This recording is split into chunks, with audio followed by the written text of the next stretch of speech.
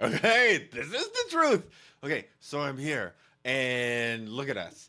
We turned on the camera because Barb had some big news. Barb, just tell us your big news. My big news is today I was diagnosed. I'm on the fetal alcohol spectrum. I was diagnosed with neurodevelopmental disorder associated with prenatal alcohol exposure. Dude, so asked if we could turn the camera on because I wanted to get my initial reaction, but this isn't about me, but like I'm both like excited, but I have lots of questions. Hmm. Because you have disclosed before, right? Yep. Like, so that was no secret. You mentioned that about your mom and Yep. siblings and, the logicness of it. And that was, I only ever think about that, when you brought it up or when we're slotting in what we're good at or what we're not good at, Right. right? Like, but Right. that's just neurodiversity in a nutshell. Like everyone's brain's different, Yep. but you pursued it, and we could go back to that part, but I just want your initial reaction because this has only been hours, right, that Yep. you Just knew? a couple hours. Yeah. Well, I've been sharing this when I train and coach and speak for years that I was prenatally exposed and I was pretty sure that it impacted my brain and body. And so, I've been sitting here for the last couple of years being like, why don't I seek out a diagnosis and see if I actually would get the diagnosis? And I finally followed through on that. And about 2 weeks ago, I went down to Sarasota here in Florida to the Florida Center and had a neuropsych exam, which was fascinating. Right. I've sat through so many of them with my kids. So, okay, because we could get to, but I just want, okay, what's your initial reaction now that you heard it? Like you're Yeah. sitting there. Take us in the room, like Mhm. how, or do they For call me, and you? we did it. It was a virtual appointment Right, right. today with this doctor, and it was a bit of a relief because I have long suspected that I'm on the fetal alcohol spectrum, and as you said, I say it all the time. But to actually have the proof and to have it in paper and all of that kind of stuff, for me, it was more of a relief. And I know what my brain is good at and what it needs extra help in and stuff like that. But it still was actually really fascinating to see it on paper and to see that the neuropsych report was like on point. Ugh. Yeah, so I'm mostly relieved, and I actually feel really good about this because I think that one of the things that I think this can help with is destigmatizing this disability and also helping people to see what a vast spectrum it truly is. Yeah, okay, right. Okay, so not to be that guy, but remind folks because if they're looking Mhm. at you right now, listening to you, Mhm. articulate, awesome. Yeah. Okay, so then where does it show up in your life as much as you want to share to the point where Yeah. you're like, okay, this is a thing. Oh yeah, and I'm an open book about this. I've been saying this for the last few hours, like I'm not ashamed of this. I'm not hiding this. I'm going to scream it from the mountaintops because I think it can help first of all with prevention, but also just a lot of other people that are probably like me sitting out there that wonder if they might also be on the spectrum and think on the fetal alcohol spectrum, obviously.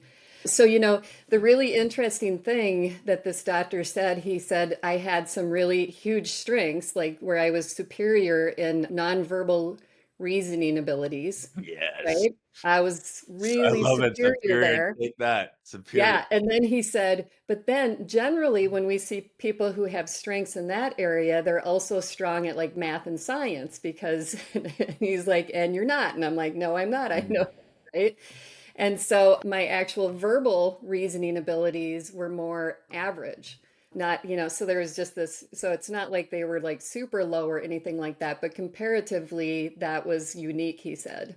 And I'm like, yeah, and that's classic too. Like, even when I go to IEP meetings with families and read through a lot of our kids' reports, that's what you see where they have these huge strengths and then these other areas that don't That match scattered that profile, scattered right? I have a podcast about that with Dr. Valerie Temple, who Yes, diagnoses adults yes, on the yes, spectrum. yes.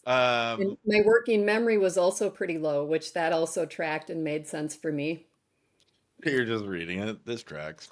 Yeah, Yeah, this is me. yeah, oh yeah. The Okay. whole the whole Okay. thing. My ADHD was off the charts. My attention was definitely that was where I was very low, and that made sense too. But is that attention in all areas of your life, or just like, because how come you could listen to a caregiver on a coaching Mhm. call and all the details? Is that like, do you know what I'm saying? Oh, totally. Yeah. No, attention, my short term, like if it's smaller attention, like if it's more brief things, I can do pretty good with it. But like they have you do this one test where for 15 minutes you sit and click a mouse when you see a one or a two, or you hear a one or a two on this computer. And, I did fine the first several minutes, and then my attention just completely drifted. Yeah. And I'm not going to lie, this is one of the things I struggle with sometimes on our coaching calls is sometimes a caregiver is talking and all of a sudden I'm zoning and I'm like, oh, nuts. I don't Hmm. know what they've, and I'll have to have them repeat it sometimes, That's and say, fair. okay, can you start? And especially like if I'm also trying to look at something in the chat box at the same time and that kind of stuff, often I'm having to have the caregivers repeat stuff. Fair. Okay. What about, I know you want to yell from the rooftops. Hmm. You didn't think for a second about people looking at you different? Kind of Or like funny. now talking to you different, like, No, I'm not really too worried about that. It's just so interesting when you look at how our kids, how our kids feel about this. And, but again, the majority of the time when I see adults that get diagnosed, it is kind of a relief to understand what's you know going yourself on. a And bit more, maybe? yeah, exactly, Yeah. exactly. And, again, it is such a huge spectrum too. And obviously Hmm. it's made things a little bit more challenging for me. I talked about that even with the neuropsychologist, how, I went to college right out of high school but I didn't finish. I did 4 years, but I didn't finish a couple of classes that were too hard for me, a statistics class and a science class and one other class. And finally, when I was 39, I went back to try to finish. Also, the second language requirement I really struggled with because the University of Minnesota requires 2 years of a second language. And languages are really hard for my brain. And so I had to sit and go through all of that in my late 30s to finally get my degree. And, there's been a bazillion years where I'm like, oh, I want to get my master's degree, but I'm like, I suck at school. I suck at school, especially math, economics, political science, stats, all of those things just make me miserable. And so I've never gone back for further education because of that. Mm. Okay. So, well, now there's no what's next here. We're just kind of doing this in real time, right? But Yeah. Hmm. relief, Yeah. and you have Hmm. children, like it's Hmm. children, but they're Yeah. beasts. Adult children. They're Yeah. fucking one's a giant. Anyway, genetic freak, really, if we're gonna be honest, and in the Yeah, good he way. is. Have you told them? I've told everybody but one of my kids so far. I told Akila, my Yeah. daughter, who was Okay. Okay. diagnosed with FASD about an hour ago, and she got so excited. And I've told her forever, I think I have it Right. too. You're She right. knows, but she was like so excited, and then she was being joking, like, "Oh, mom, you're bipolar," and and then she was laughing hysterically at what she was saying and stuff like that. But I'm like, "Yeah, honey, I have some of the same struggles as you." Yeah. She was pretty excited about that. Okay. Okay. Now that my brain is catching up, I had a little bit time to Hmm. process. We Hmm. talk about the language thing is a process. Yep. That's another. Okay. But you were just mentioning, because I always like to be not devil's advocate, but you were Hmm. just mentioning, because other people are listening, and you were Hmm. saying, okay, so my brain, scatter profile, you mentioned some of the domains. Hmm. Um, but folks will say, you know what, Barb, like I struggle with that too. Like I struggle with that. Yeah. In order, Hmm. one of the criteria, if I'm understanding it Hmm. correctly, is that you need deficits in three or more. Where does that separate you from like just, okay, I'm here, this is where I'm here, and where now it's a deficit to the point that it does affect my life? I know you mentioned school, but are Yep. there any other Yep. areas? Yeah.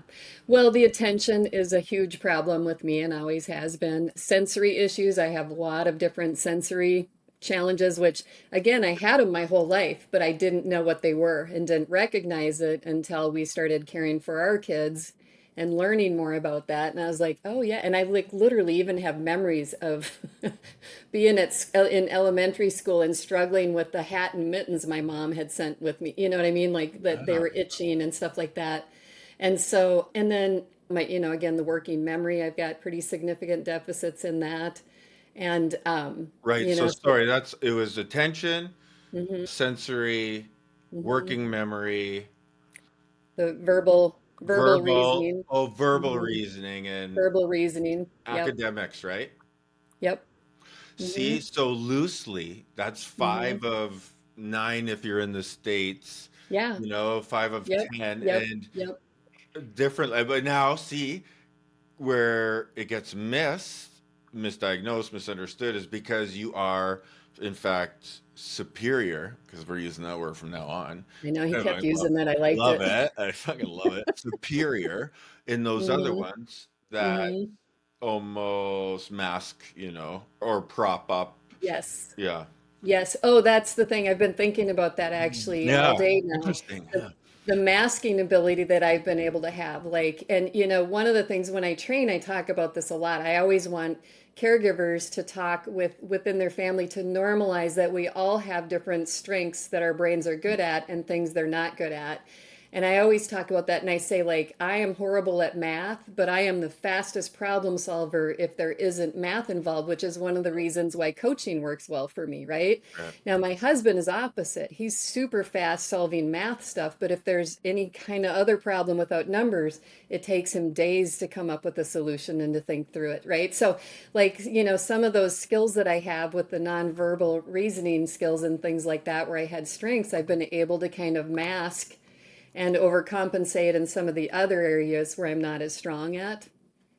So, so that's the thing. And obviously, my brain injury is not as severe as my daughter's, for example, right? Sure. And Yeah. that's, Spectrum. my mom's alcohol use back in the 60s before, FASD was even discovered here in the United States.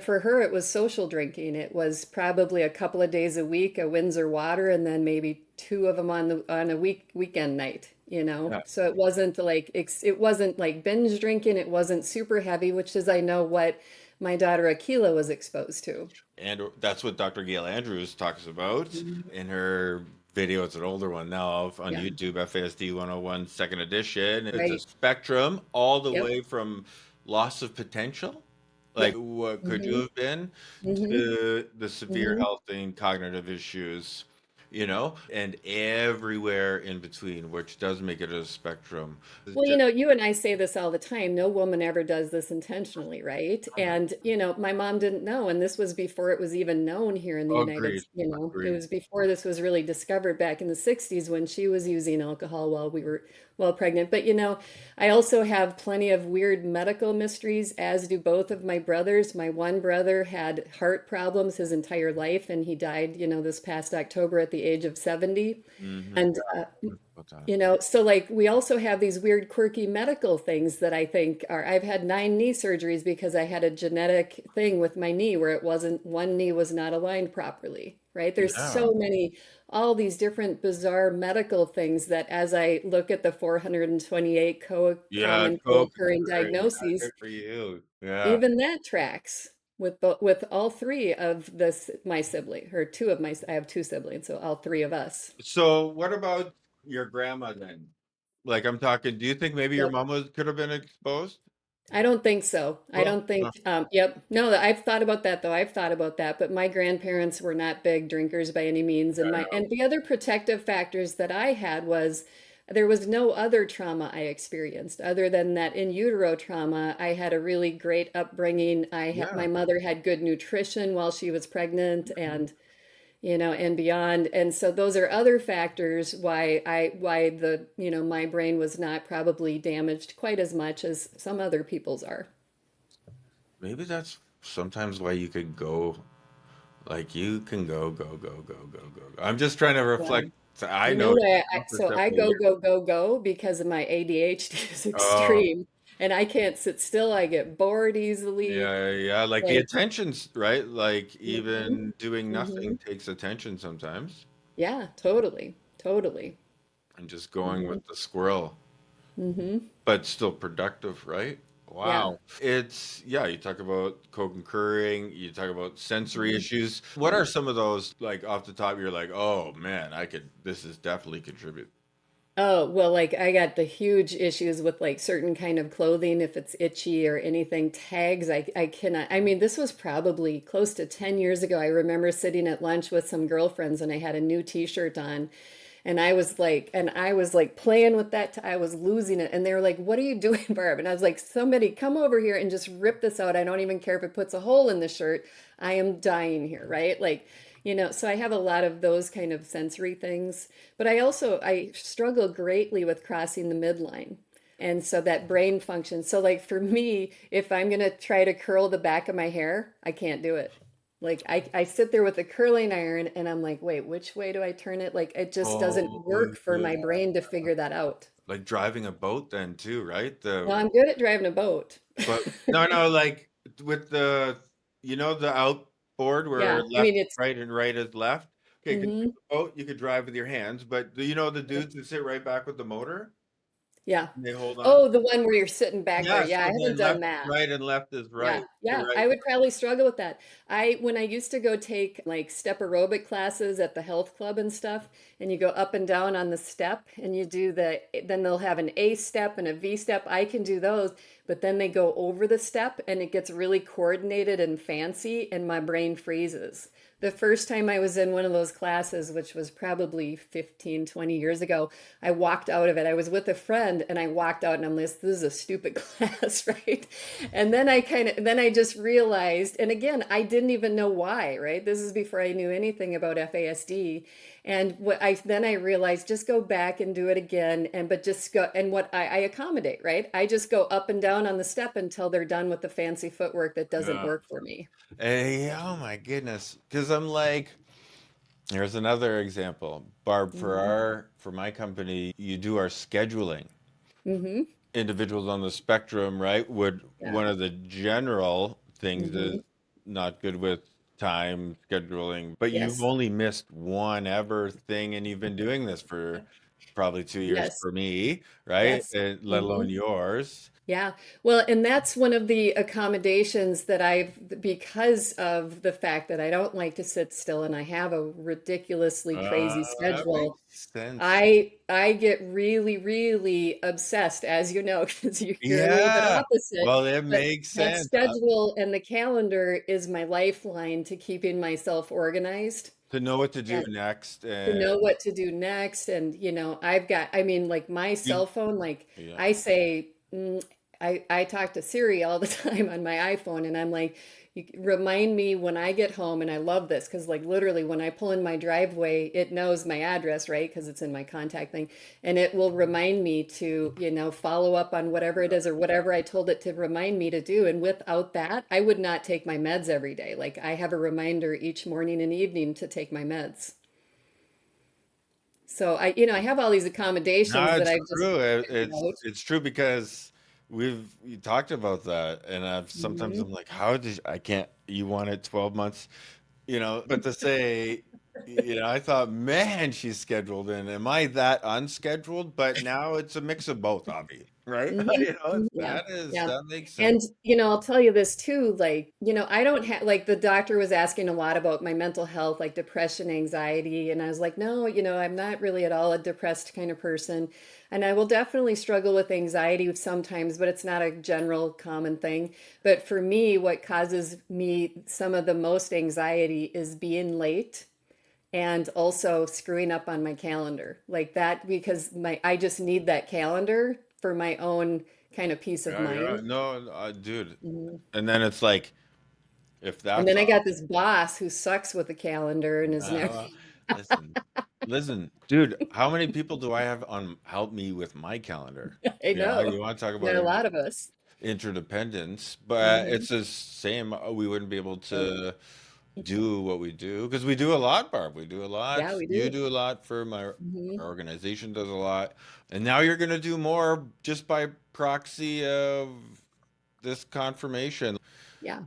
I want to keep following it. I'll tell everybody why. Because in the cycle of grief and loss, Hmm. part of, getting that diagnosis, at first comes relief. And Yep. then there's other things. Mm-hmm. Mm-hmm. Anecdotally, is it true for Yep. you or not? That'll be only Right. time will tell. Right. So that's why you'll Mm-hmm. have to capture all this magic. You Yeah, just wrote a book, I did. and now I guess part two's built in. Or did you?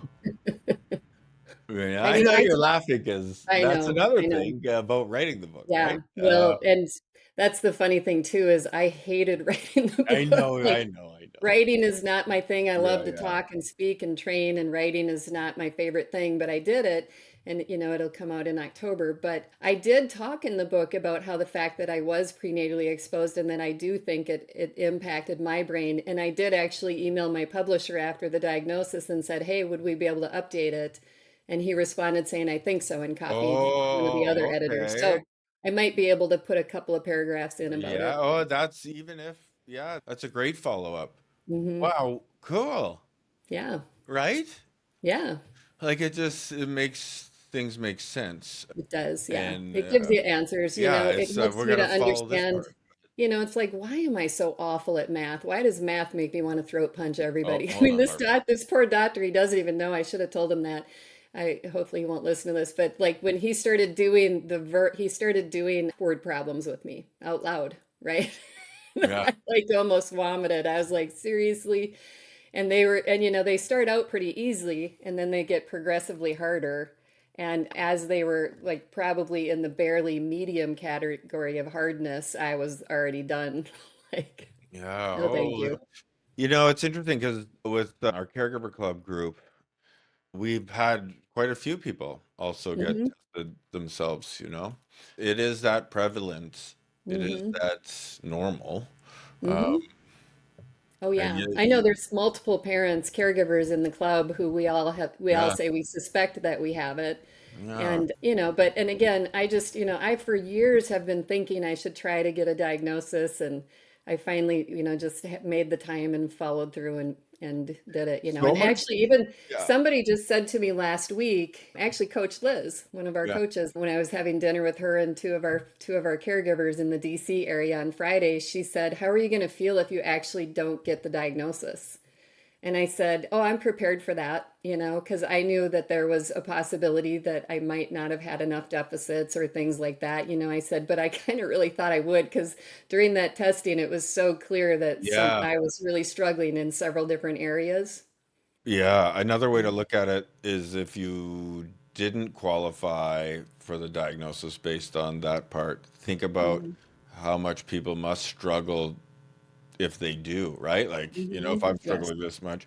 But that is a tale that will not need be told, dude, because exactly. you're here Hmm. and Yep. now, Yep. it's so it's how do we say it? Like, you're obviously you're still the head trainer for us here at for the caregiver kickstart, the caregiver club. We're still working to get like, is it Barb Clark, individual on the spectrum, head trainer who also like, how have you thought about that? How Yeah. I'll have to you look. identified? That's right. Oh my, Yeah.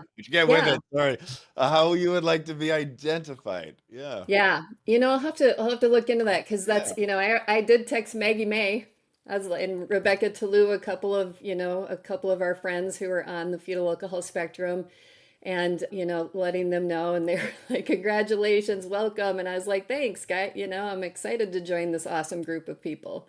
Again, I know a lot, and again, I know it might hit me differently as I'm moving through the stages. Understood. Totally, I totally get that. But part of it is I've already probably kind of grieved some of that, like, Hmm. over the years, since I did know that this was likely something I was dealing with. And, and here's the thing too, is my mom was freaking amazing. She died 20 years ago, so she's been gone for 20 years. But, she was an awesome mom. She was an awesome person, and I'm not mad at her at all about this. She wasn't doing it intentionally.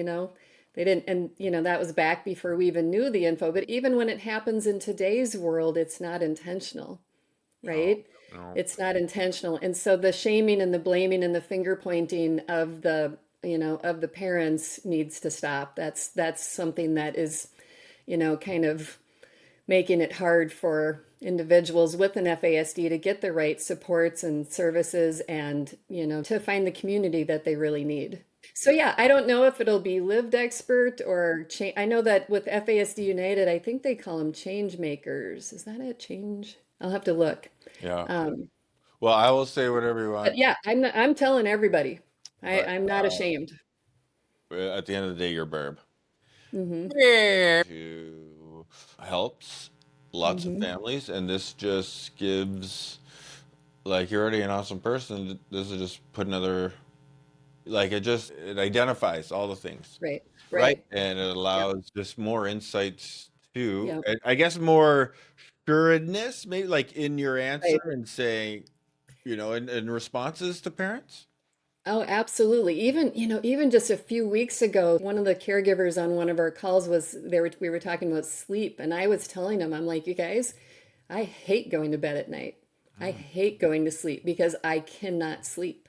And so I totally get where many of our kids fight going to bed and, have a heart, I'm like, it is not fun to not be able to sleep, right? And so I can get where our kids fight us on that. Wow. I'm not fighting you. You're tough. You're tough. Oh, You're yeah. awesome. Yeah. Well, another chapter in the journey, man. Dude, thanks for bringing me on this ride because I'm able to share it with even more people, right? Yeah. It's just like amplifying it. And, now you're also like just part of my story too, dude. You're part of my story, and I'm glad to be a part of yours. I tell you what, Yep. and you're just gonna help so many more people with it. Okay, your rule. I'm gonna stop it there for now. Thanks.